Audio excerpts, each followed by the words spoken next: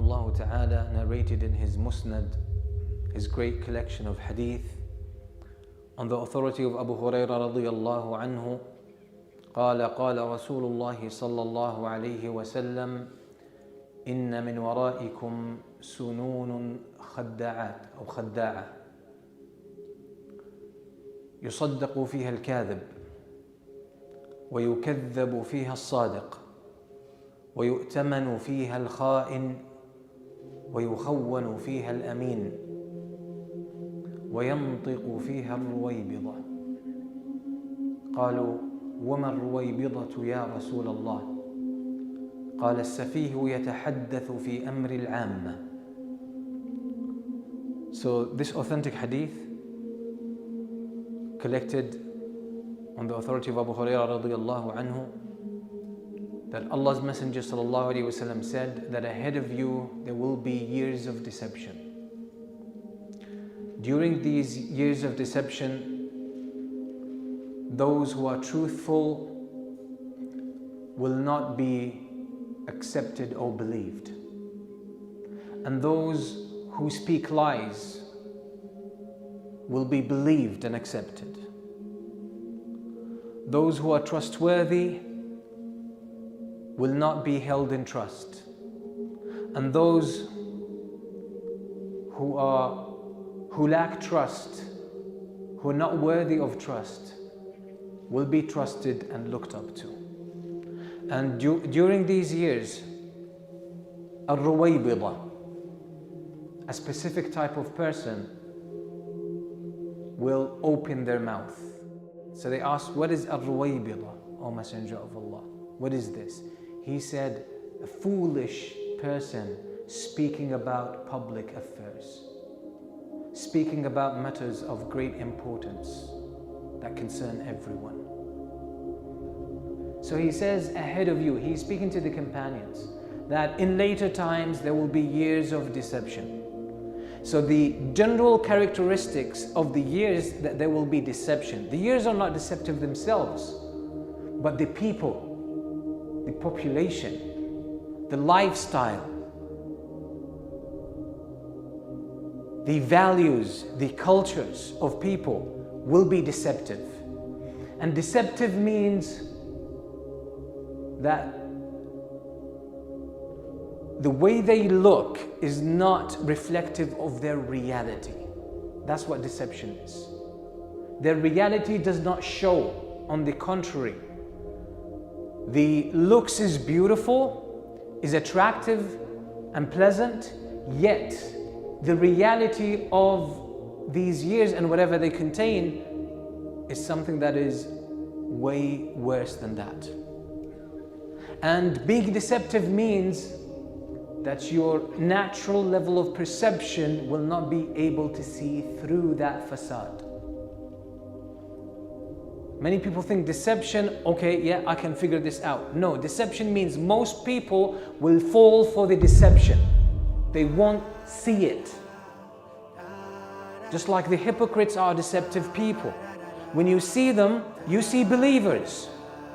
They speak as believers, they behave as believers, they profess as believers, they dress up as believers. Everything about how they look like or how they come across suggests Iman and faith. And that's why most people don't figure them out. They can't find them out. But their reality is disbelief. That's what deception is. So years of deception means most people won't realize their reality and the truth of these days. They will fall for the deception. They will be taken for a ride. That's what it means to have years of deception. Then the Prophet ﷺ goes on to explain how this plays out, how this deception plays out. Those who are truthful, those who speak the truth, those who act in truth, those who remain true to human nature and the true values that humans are supposed to live according to. Those who live in truth, those who act in truth, those who speak the truth will be looked down upon. Why? Because they will contradict the popular narrative that is prevalent in a society and a community. And because they go against it, they're not seen to be trustworthy. They're not seen to be saying the truth. They will be the anomaly. They will stand out. They will be ostracized. They will be persecuted. Accusations will be thrown at them. They will be given names. They will be seen to be the anomaly, wrong. Why? Because they don't fit in.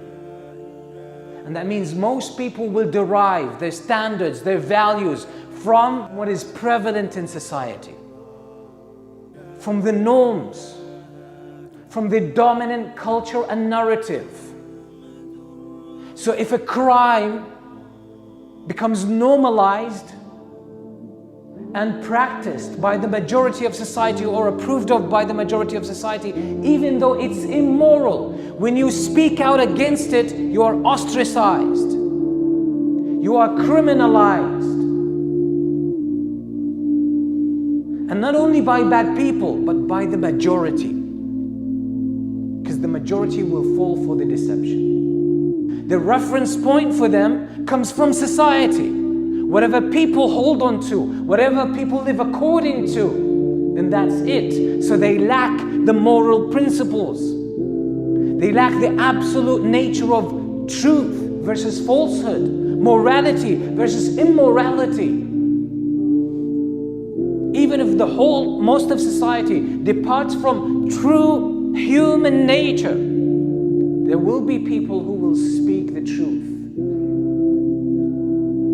There will be people who refuse to be intimidated by the majority, and they will hold on to the principles. And these people will be accused of being liars, immoral, and so on and so forth.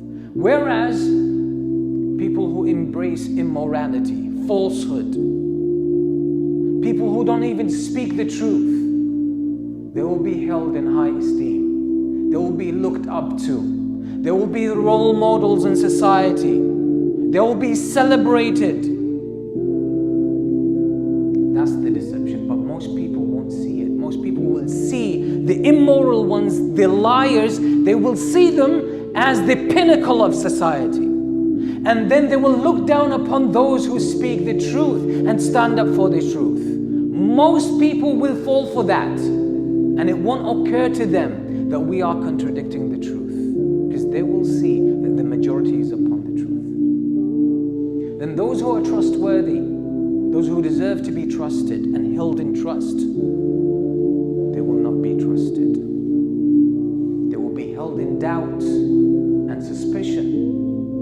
Whereas those who are telling lies, those who cannot be trusted with people's morality, people's well-being, those are the people whose opinion will be listened to, whose decisions will be implemented, and most people will fall for that. Immorality becomes celebrated as the best style of life and the best way to live. So the scales are altered, everything is reversed. These are the years of deception.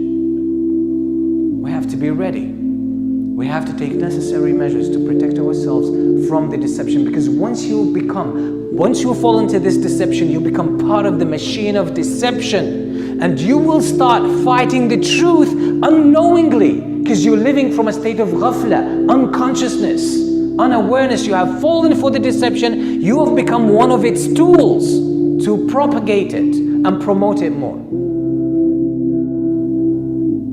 So it's important for us to live our lives conscious, being aware, and not become desensitized to that deception.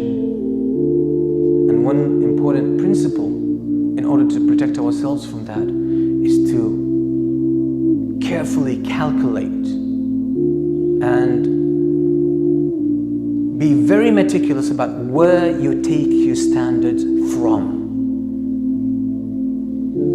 You Your value system, where does it come from? What is it based? Is it based on social evidence and how the majority live? Or do you have more absolute sources for your principles, your values, and your morality?